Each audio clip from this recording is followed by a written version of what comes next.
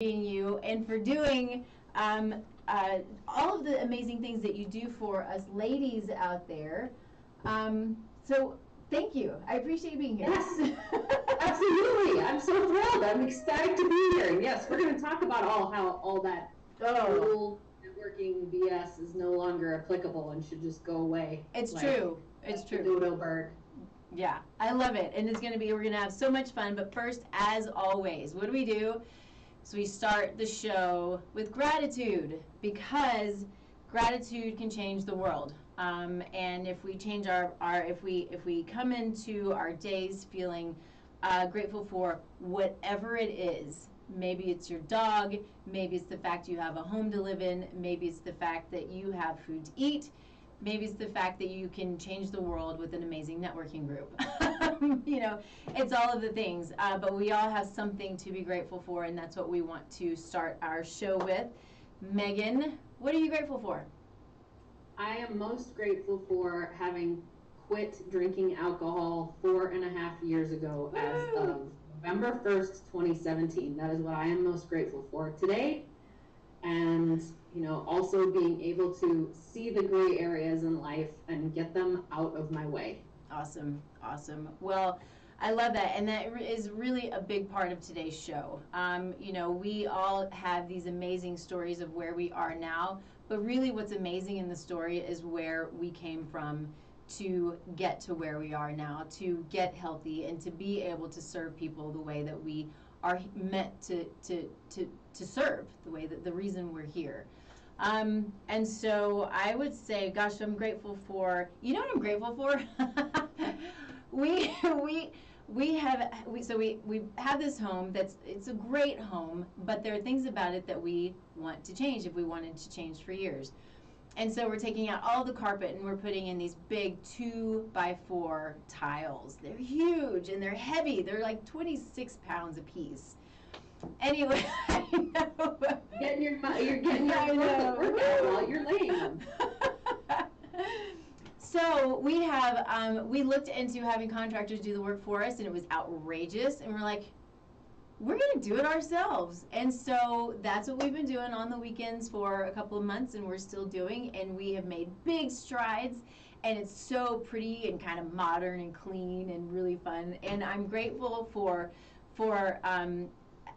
the partnership with my husband, that we actually have the ability to do this together, and you know, that we can still live together, and that we're going through it and getting it done, and we're making the changes that we want to make in our home. So and you know what's funny about that is that my husband and I have taken on nearly the same project in our house. Really? We hated our carpet for years. Yep. We're finally at this point where we've said the same thing. It was like, no, we're not going to spend all that extra on a contractor. We've bought this amazing vinyl flooring, and we are putting it in ourselves on the weekends. And we are so grateful to be able to be in good physical health to do this and not kill each other. Yeah. It's wonderful. It is. It's an amazing feeling, and it's such an accomplishment when you're learning how to do it, and the cuts and the things and the angles, and it's this analytical thing that you've got to have a little bit. My husband's much more analytical than I am, thankfully, but it is it's fun, and we're just having a great time, and I'm just excited to have it done. So anyway, grateful for a good husband and for new stuff in the house, you know. Yes. All right, so let's dig in a little bit. You know, the way I always like to start is, you know, talking about you, who you are, why you're where you are, what motivates you, what excites you, what moves you, and you know that you have a lot of history that has brought you to this amazing place where you have how many hundreds of people are in your group at this point? Almost 500. Almost 500. Okay. And we really want to dig into that, but you know, what got you to where you are? And what brought this idea to your head? I have always wanted to know that. Really? Okay. Yeah. Well, do you want me to answer the who am I and all that first, or what brought this idea to my head? You choose the order that makes the most sense. Okay. So it was a dark and stormy night, March 19th, 1979, and I was born. This is gonna take about 17 hours. Are you ready? Just kidding. Ready. So I had a very, I'll just say, unfortunate 6-year stint in corporate. It was not at all a fit for me. In fact, this weaves into the story about gray area drinking, but you know, if it wasn't for the social aspect of the people that I worked with at the places that I worked, and you know, the corporate card that allowed us to go out to the bars almost every night, yeah, that was the only enjoyable part, or what I thought was enjoyable part about my first years. But anyways, in 2008, end of 2008, was when I was laid off from my last marketing job, the beginning of the housing recession. And that was when I was, you know, the universe put my first gift right in front of me, which was me meeting a bunch of entrepreneurs who suggested that I start my own business in marketing consulting. So years and years morphed and changed my business, had 5 different business names, really morphing between social media management, social media strategy, and then into branding and marketing strategy, where I really landed on the people that I'm here to impact. It became very clear to me that when I learned that only 2% of female-owned businesses ever get to the 7-figure mark, and when I really saw how huge of missions women have, that I was determined to help more women get to that 7-figure mark. And in the beginning, it was really working with my clients one-on-one to transform the branding and marketing of their business so that they could really communicate who they were and what they were here to achieve and accomplish. We could package, price, and position them in a way that would allow them to achieve their epic missions. And then I could have the rest of my team help, you know, amplify that and put all of that messaging and everything out into the world. And I loved the work that I did because it was very impactful on me and on my clients. And during that time, I was, well, earlier on, before I started getting focused in that area, I was networking a lot to grow my marketing business, especially when I was in social media. And I did it extremely ineffectively. I did it the old school way, where it was like, I'll just accumulate as many business cards as I can, which also means accumulating a ton of business card stab wounds, because people just shoving their business card in my face to try to get me to, you know, buy whatever they had. And then other times, you know, I had a lot of great friendships that I developed, but it never really translated into anything for me. So I was spending a lot of time, I was drinking a lot of wine, I was drinking a lot of coffee, and I was not really getting anywhere except for having stacks of business cards and maybe selling a workshop here and there, or, you know, filling a workshop here and there. Not anything great. So in 2014, I kind of had a breakdown, and I was like, I've got to figure out how to be more efficient with my networking, with my marketing, with everything that I'm doing for my own business and my own brand. And I was also like really going through at that time, the throes of drinking to fit in socially. And so basically in 2014, I like to say that I created and put myself into the Networking Witness Protection Program, where I devised it, and I just put myself in a quiet space to say, all right, I need to reimagine networking. Because if I'm feeling this way, and I'm talking to a lot of friends who are feeling this way, there's something that's off, and I really want to change that. So like any good entrepreneur, I used my marketing background, my branding background, and I came out and devised this whole new way of networking, which was based on the power partner concept. So in the DAMES, you don't come into our organization to hunt for and find your end client, because that's what creates this low vibrating energy at a lot of networking events that gives networking its bad reputation. It's basically a place for you to go and try to sell your stuff. Well, who wants to do that? You get to a certain point where it's exhausting because you're just being constantly sold to. So the Power Partner system is really all about getting people connected to their best, most strategic partners who can open doors for each other, to new clients, to thought partnerships, to masterminding challenges, to celebrating wins, to developing business bestie relationships that last for years and years and sometimes lifetimes. And that was really what I was passionate about and wanted to create out in the world. The other thing that I was passionate about at that time was I have got to create something fun in networking because it is boring to go to most networking events and say your elevator pitch 50,000 times and just watch grass grow. Yeah. That is what so many things, so many events and networks are about. So we started doing Denver Dames events here in 2015, where we've always had our reverse mullet approach networking, where we do comedy in the front, Love it. connection, and then inspiration in the back. Mm-hmm. And then as we grew here locally, we started to, outgrow our spaces. And then in 2017, when I got really clear and also quit drinking, I had the download, the full-fledged download of what the Dames was going to become and the international organization that it was going to be, rebranded from Denver Dames to the Dames, built our online global networking platform, and then started launching chapters in other markets in 2018, and which we've continued to grow. And so, it's actually kind of a funny little slit in here, which is when I was looking at this concept of building an online networking platform globally in 2017, I was kind of questioning myself. I'm like, really,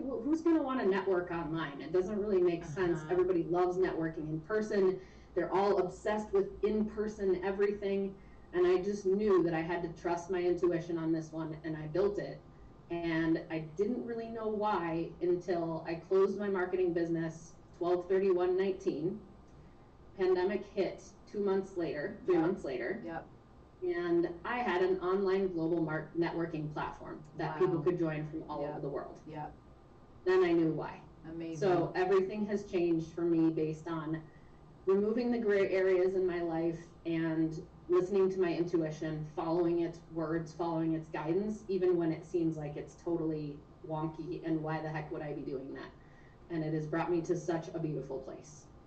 I love that so much. I want to share a little history of my own here with the Dames. Is I was brought into the Dames just before the pandemic hit, and I didn't really know anything about it. But the interesting thing is, this show I was doing every other week, and I'll tell you that I was panicky every week, thinking, who am I going to have on the show? I don't know a lot of people. I have this amazing show. There's so much I want to share. There's so much I want to talk about. I want to not just be me. I want to have other people. And I reached out to the Dames, to the Facebook group, and said, this is what I have. This is what I want to do. And I would love for introductions to anybody who wants to be a part of this show, and let's have conversations and see if it's a fit. And it's because of the Dames that I have grown my business. I've grown this radio show. We're every week now, and I am booked out through August, I believe, and just continually talking and learning and meeting people. And these are people, I've had people on here from all over the world who I've met because of the Dames. And the most amazing thing is that nobody wants to, everybody wants to exchange cards, right? We got to have contact information, but that's really as far as it goes. It's always what can I do to help? Who can I introduce you to? What is it that you're doing? And what are your problems, and maybe I can help you? What are you dealing with in business, and maybe I can help you? It's like nothing I've ever seen. Thank you. Yeah. Yeah, it's really, I can give all the credit to the members believing in the culture and living it out. Yeah. Yeah. Well, it's just so much fun. And when I talk about it, and it's still like people don't really get it until they're in it. Yeah, so I'm fully aware that I'm creating a full paradigm shift in the way of networking. Yeah. And which, as you know, in the world of health, paradigm shifts take a long time, right? They take time, they take dedication, they take saying the same thing 500,000 times, and they take the willingness to have periods of halt, and then have periods of acceleration, and then have periods of halt and acceleration. And that is what creating a movement and creating a paradigm shift is all about. It's interesting how that's why we've started doing roundtables, so that women can come in and at least experience a little bit of what power partnering is. And like you said, just the willingness of dames to come forth and say, hey, let's jump on a quick call and I'll help you through whatever this thing is that you're facing. You don't have to sign up with me to, join my program for the next 12 months. Like, let's just jump on and see what we can do, how we can help each other. And that is really the community that we've created of abundant thinkers who have nothing but generosity and time, and not that they have like an abundance of time. Sure, right. We all have the same 24 hours and we're all very busy, but they're generous with their time. They're generous with their knowledge and their hearts. Yeah. And that's the most beautiful thing. It really is. It truly is. So I want to back up a little bit because you kind of, we grazed over it a little bit, but I think the way that it was supposed to be. But a lot of this show and a lot of the shows that we do are really about how, it's interesting. And I say this a lot, but the show has morphed a bit in a good way. I want to talk about, it's all health and wellness, but health and wellness is so broad. And I have had only entrepreneurs on the show, unintentionally, but I love it that it's been that way. It's been a lot of women, but our health and wellness is who we are, how we navigate, how we think, how our mind works, how our body feels, the food, then of course, then the food that we eat, and the movement and the stress and the traumas, and all of this is so involved.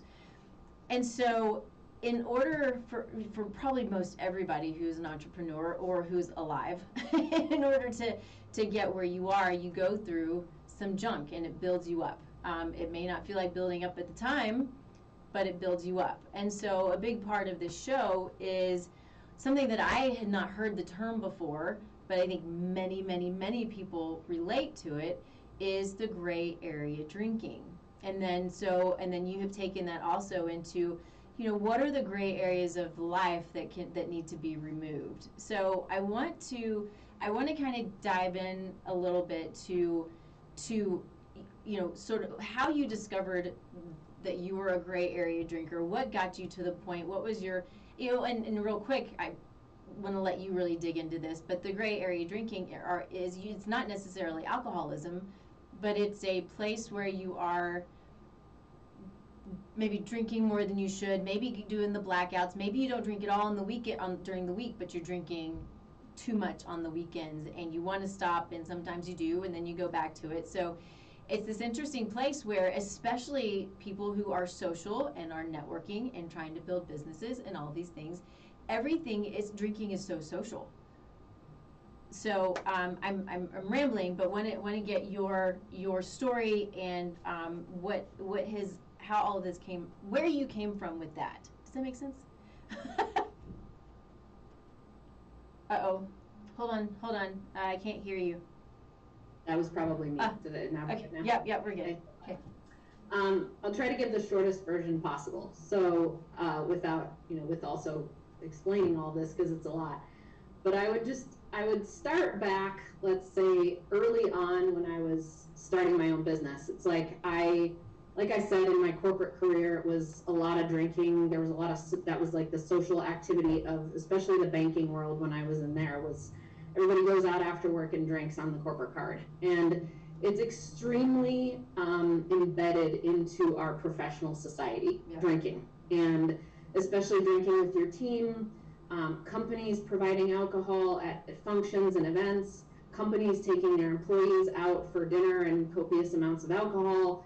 It is very much embedded into the American culture from early ages on, obviously. We know about drinking in college. Yeah. And I just thought for a long time, I'm just engaging with alcohol the same way all of my peers are, the same way all of my, basically all my peers are. And so there can't be anything wrong with that because it's what everybody's doing, of course. Right. And then, like I said, when it was in the early days of my business and networking, it was just what everybody was doing. So let's have a couple glasses of wine, which turns into sometimes, even if it's on a weekday and it's 2 glasses of wine 3 nights a week, that's a lot. And then you go on to the weekends when I'm out partying with my friends and it goes into a little bit more. And I want to say that something that really stopped me in my tracks was when I went in for a physical, and my doctor told me, when I had written down that the most that I drink in a 24-hour period was 3 drinks, which was a total lie. She had said, we need to talk about your alcohol consumption. And I was like, because I have 3 drinks in a day sometimes?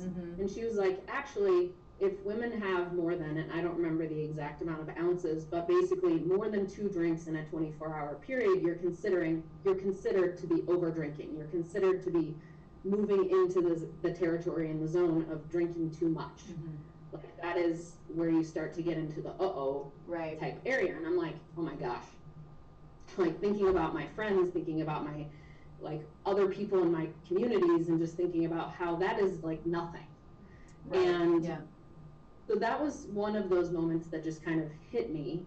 But what I really started dealing with in 2015 and 16 was, you know, after going out with my friends on the weekends, I would hit Monday and I would feel exhausted, I would feel depressed, and I would feel anxious. And my body was like trying to process from the weekend and trying to like come back online after Sunday fun day, or after, you know, going out on Saturday night, or even on Friday night. And I was just like, man, this is, I'd heard it, of course, when you get older, this is what starts happening, but I'm thinking, I'm in my late 30s, it's not like this should be affecting me this much. So I was always blaming it on myself, saying, you know, I must not know how to control myself, I must not know, you know, whatever, and I would quit for periods of time. So I'd quit drinking for like 3 months, and I'd feel better, or I'd start to feel better, but then there would be an occasion, and I'd have to, you know, go to a cousin's birthday party or go on a trip, and I'd be drinking again, and, you know, I would cut it out so that it would only be on weekends. But it didn't really matter, because I was still dealing with that yo-yo back and forth. And at that time, I met a woman named Jolene Park, and she has a fantastic TEDx talk on YouTube. I saw it. And it talks about gray area drinking. And it's really, I met with her, she is a friend, and I met with her at that time, and she was like, you know, you could just quit drinking. And I was like, well, why would I want to do that? I'm not an alcoholic. She's like, yeah, you're a gray area drinker. You don't have to be an alcoholic to quit drinking. Is it enhancing your life? And I was like, well, I mean, it's fun, you know, I have fun with my friends. And she's like, okay, what about afterwards? And I was like, yeah, I feel like crap for several days. Okay, are you always in a great state or a great place with your husband? No, we actually fight a lot. Okay, are you always doing the things that you're intending to do in your business? Well, no, I'm actually not really all that motivated all the time. And so I just started investigating and looking at all the areas of my life to see, am I just defending alcohol, which I find happens a lot. And indeed I was. I was totally defending alcohol. I was making excuses to myself, telling myself that, well, I can't possibly fit in, I can't possibly hang out with my friends, I can't, like, what am I gonna do if I don't drink? Like, it's everywhere, it's all in the culture of everything. I'll be the weirdest person around, I'm the life of the party, I can't do this. So it took me, you know, a good year of significant yo-yoing back and forth between, do I just try to figure out how to moderate, which is for most people total BS, or do I completely cut it out? And it was October 31st, 2017, I was sitting on a rooftop bar with my cousin and some friends, and I was dressed up, I was freezing, and I had this drink in my hand, and I took a sip, and it tasted like dirt. And I was like, I'm just done. Like, I'm just done. I don't want this. I handed it to my cousin, I had even taken a sip, and I left. And I didn't know what that meant at the time, but it wasn't until January when I was sitting at a sober event with Annie Grace, who wrote a book called This Naked Mind, which is amazing. And the woman sitting next to me said, you know, have you read Annie's book, and what's your journey with alcohol? And I'm like, that's a weird question, I don't know what that means. And what have you decided about it? And I was like, you know, I don't know that I've decided anything. I'm just kind of in a period of questioning the gray area of drinking, and I'm not sure yet what I'm going to do. And my intuition spoke to me very loud and clear right at that moment and said, you are done. Wow. Like, you are done. And so then I spent the next several months really unraveling what that meant. Reading Annie Grace's book was really helpful. Since then I've read many others. Quit Like a Woman and We Are the Luckiest are at the top of my list. And I learned a lot about myself. I learned a lot about our society. I learned a lot about the alcohol industry, and I learned a lot about our brains and our bodies and how detrimental alcohol really is on our whole systems. Yeah. And I thought, and I'm totally blanking on her name, but the woman who wrote Quit Like a Woman calls it poison. And it really helped me once I had that, because I could be like, okay, would I want to drink rat poison? No. Why the hell why would I want to continue with this? Yeah. And it took me a good year and a half to really get to the point. Thankfully, my husband quit a month before me, by the way. Nice. That's always helpful, right? Yeah. I have other friends who have quit without their husbands quitting, and it's been a much more difficult journey. Yeah. But it took me months of really realizing that gray areas deplete you. They depleted me a lot. They depleted me of my joy. They depleted me of my reserves. They grayed out my intuition. Yeah. There were times when I couldn't even hear that voice that is very clear to me now. I couldn't hear it because I was dulled by drinking. And it grayed out a lot of the signs that I needed to see that there was that drinking was a big block in my pathway, and that was what was keeping me from living my biggest dreams. And yes, I had Denver Dames at the time, and yes, it was growing, and yes, my marketing business was doing well, but like ultimately I was just kind of not doing great in anything. Not doing great in my marriage, not doing great in my health. And so during that period of time of removing that rock, I really, like, all of the challenges hit me at first, right? Yeah. Of what is it to feel your feelings fully?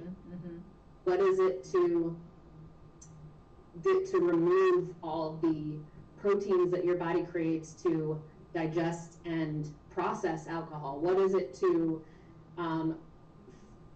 like have a whole different way of eating at this point in time, because I didn't crave the crappy foods anymore. So not only did I quit drinking, but a few months later I quit eating gluten and dairy, and it was just nice. I started feeling like a whole new person, but it was also like I was dumping toxins into my body and eliminating them, and I was I was going through a lot psychologically and spiritually at the time, because I really had to realize that I hadn't known who I was. Yeah. I hadn't spent a lot of time figuring out who I was and what I wanted and really where I was headed, until I removed that giant gray area from my life and started looking at things very intensely.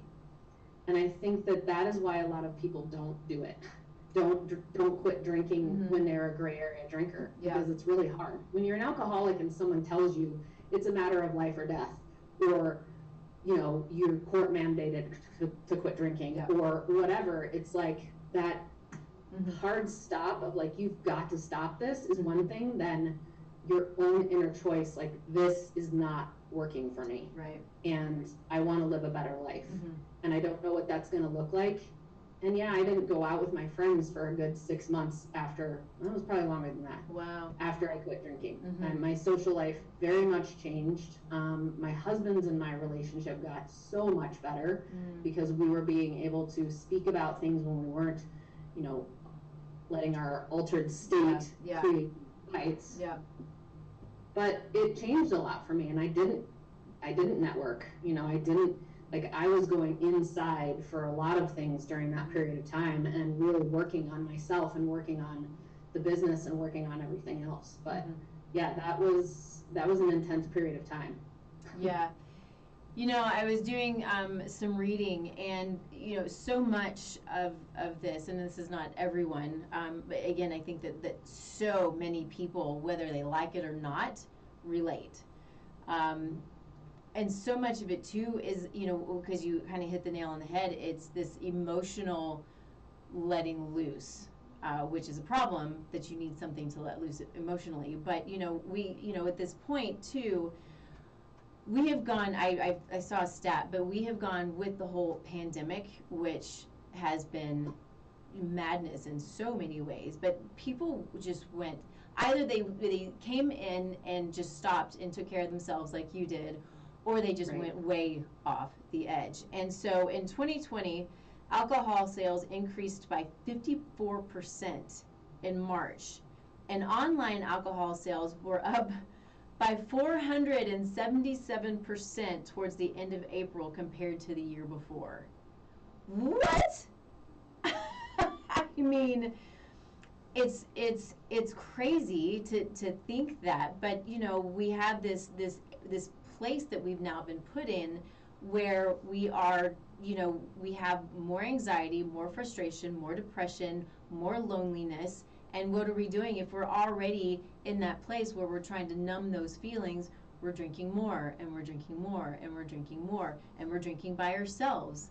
And so I saw that, and I knew that it went up. I mean, it's so sad, but floored when I read that stat.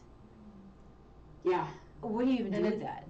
Yeah. Yeah, it's the most socially accepted drug. Yeah, totally. And when you look at the stats of how many deaths alcohol creates versus cocaine or heroin, you would be even more floored. Yeah, well, it's true, and they've even gone up since the last 2 years significantly. Right. I think it's. Oh, totally. And I think that what I'm most grateful for in this way of learning about the gray area is that there's so many communities that have been created for people that are not AA.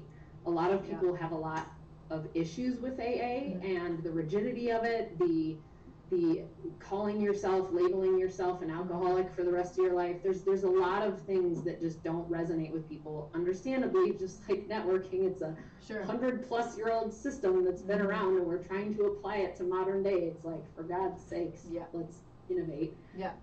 But there's the Tempest community, which I think she's rebranded Holly Whitaker. That's Quit Like a Woman, her name went. And there's so many other communities where women are being able to see that this whole mommy drinking culture and women drinking to, like you said, numb themselves, numb our feelings, be able to deal with life. That's a problem. Right. And when we really have the fact that, again, if women drink more than 2 alcoholic beverages in a 24-hour period, you are no longer a moderate drinker. Right. That's and yes, I understand that there are plenty of people out there who literally are one-drink wonders. That's a lot of my friends. They have one drink. My mom is the same. One drink, and she is happy and good and tipsy, and that is a great moderation. Yeah. But a vast majority of people that I witness, it is nowhere near that. And they think that they're drinking moderately, but when you're witnessing them have their 5th, their 6th, their 7th drink, it's like, this is the culture that we are living in, and the reality of it is stark and dreary and scary. And I'm really grateful that because I speak about my journey, I have women coming to me all the time, and men coming to me saying, I want to quit drinking. I don't know how to do this. Do you have any recommendations for me? Yeah. And how can I do this? Because I think that the more of us that jump into that courageous space, the better the world's going to be. And we're going to decrease those statistics of 4,000% increase? 477% towards the end of April online. I mean, yeah, that's when it's really a jaw dropper. Anyway, I think so. There are a couple of things that I want to nerd out on a little bit because I think it's super fun. Let's nerd out. But first, I need to take a quick break because I need to talk about our sponsor, Cellcore Biologics, Cellcore Biosciences Biologics. What is that? Talking to too many clients with autoimmune diseases, I think. I don't know. Totally. My brain. So, Cellcore Biosciences, amazing, innovative company, and the products that they sell to practitioners, only to practitioners. So you have to find someone who uses it, which is growing exponentially because they are so innovative in their approach. They are, their goal is truly to, you know, so I am a practitioner. I look for the root cause. I want to find the root cause, and I want to address the root cause, and then allow the body to work on its own. And so a company like Cellcore has that in mind. So their goal is to address the mitochondrial dysfunction, the cellular dysfunction that happens when our bodies are dealing with significant toxicants that we don't know that we're dealing with. So it can be parasites, it can be worms, it can be environmental toxins, it can be the chemicals in our home, it can be mold. The list goes on, and we're so surrounded and inundated by it that it really creates a problem and brings the body down, and it's really tough on a body. And so their delivery system is what's so unique about their products and the way that they work, and they work just beautifully. I just think they're life changers. So I'm super grateful to Cellcore for what they do, what they're doing for practitioners, what they're doing for practitioners, clients, and patients. I just love it to pieces. So you can, I think you can go to their website and you can find practitioners. And of course, I am one of them. So always feel free to reach out if you have questions about it. That kind of leads me into a little bit of the nerd out, because I think it's important for people to have an understanding that so often when we have these cravings and these needs and the feeling like you have the inability to stop whatever it is, whether it's drinking or overeating or smoking or something like that. And this comes directly from that TED Talk, because it was so good and so moving that I really wanted to make a point of it, because there's a lot of blame. We blame ourselves. I blame myself because I can't control my eating, or I can't control my sugar intake, or I eat even when I'm not hungry. And I say these things because this is what I hear from clients all the time. I was talking to one yesterday, and she was like, yeah, I'm not really hungry at night, but I eat anyway. And I said, okay, so why is that? And so it's an awareness of the body and what the body's telling you, because when these things happen, they're symptoms. Full-blown diseases are just a cluster of symptoms, right? And so the thing that, and remind me the girl's name who did the TED Talk? Jolene Park. Jolene Park. Her website, I wrote it down, is Gray Area Drinkers. Is that right? GrayAreaDrinkers.com. Yep. And she did a great job. But yeah, she's also a functional nutritionist. I was like, oh, awesome, I like her. Yes. Yeah. So when we have these emotions and these things and these anxieties that we don't know how to handle, or we don't understand, so often, if not a lot of the times, I mean, there are many imbalances in the body, but it's because our neurotransmitters are being affected. And it's the GABA, the serotonin, the dopamine. Those are the three big ones. And I wrote down, because I think this is really important, what she said. GABA is your anti-anxiety neurotransmitter. If it's low, you're worried, you're anxious, and you ruminate on things. So many of us, I've done this, when you're sitting and your mind is just spinning and going and going and going, that's low GABA. And so what happens, you're like, I need a drink, I got to stop it. Or I need to go smoke some weed because I got to stop it, right? There's something, and what I always try to tell people is you got to ask the question, why? Why am I feeling this way? Why is my mind reeling? Serotonin is the antidepressant. So if it's low, you're going to be depressed, you're going to crave carbs and alcohol, and you're not going to sleep well. So you drink alcohol or whatever it might be to have fun. Dopamine is for focus and motivation.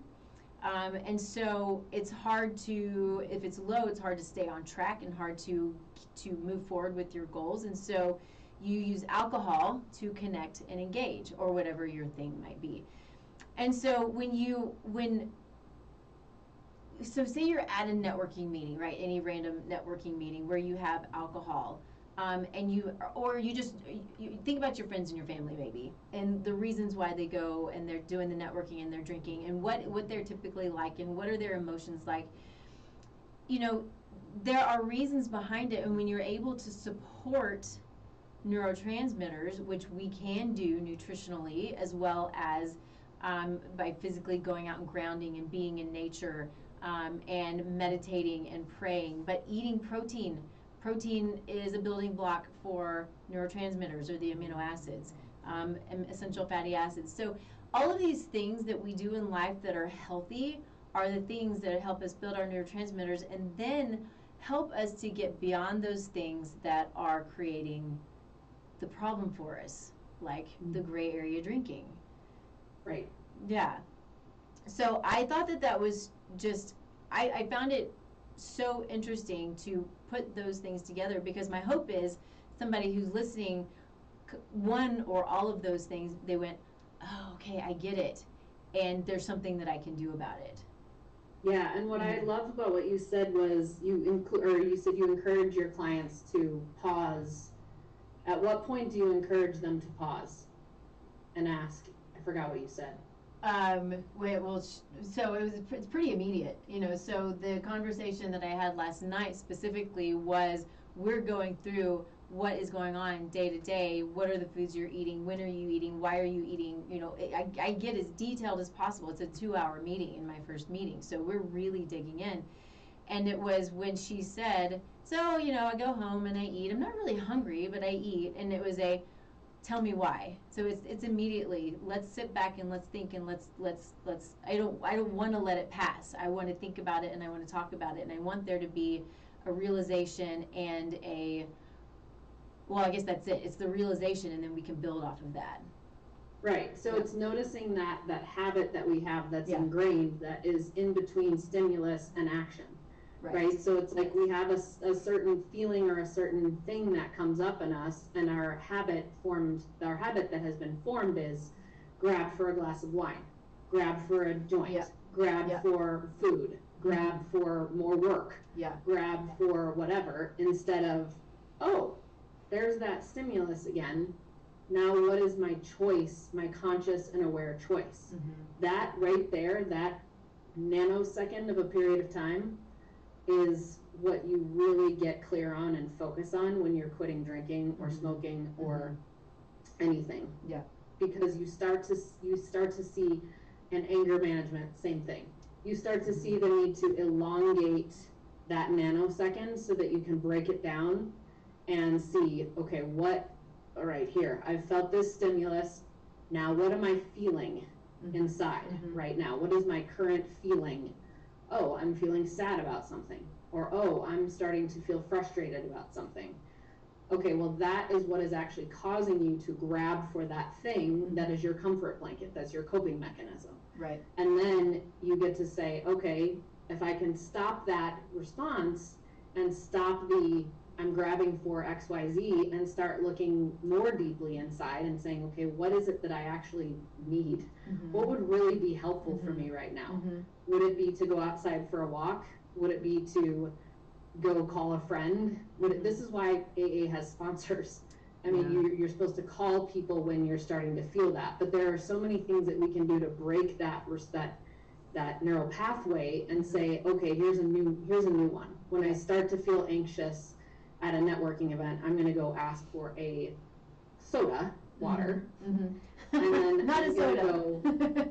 Go to water is what I meant. I don't know why I even said soda. Club soda is what I meant to say. I'm going to go ask for a club soda, and then I'm going to go and I'm going to find, somebody who looks friendly, or I'm going to go and I'm going to talk to the person who's hosting the event or whatever. But we have to really slow down that response, and this is what a lot of people aren't willing to do, is slow down enough to see what those micro responses are that we have created, these patterns that we've created over, for me, I started drinking in college, so at 19 years old until I was 38. That's a lot of years of programming to stop, and that's, we deal with that with eating, we deal with that with smoking, drinking, the whole 9 yards, every kind of addiction or propensity toward overconsumption is a habit that has been formed, and it's a really deep subconscious habit. Yeah, it is. It's interesting. All of this is very. There's a word I'm looking for, because it's not condemning. Because I'm sitting here thinking, because I haven't stopped drinking. I like having my glass of wine. I love having a glass of champagne. I certainly have had my periods of overdoing it, but I am much more aware over the last couple of years, I have much more of an awareness of how much. But it's still, I'm sitting here thinking, is it still too much? It's definitely not daily, but what, what if, it's the realization, and then like you said, it's that taking the time to sit back and understand where you are and what your thoughts are.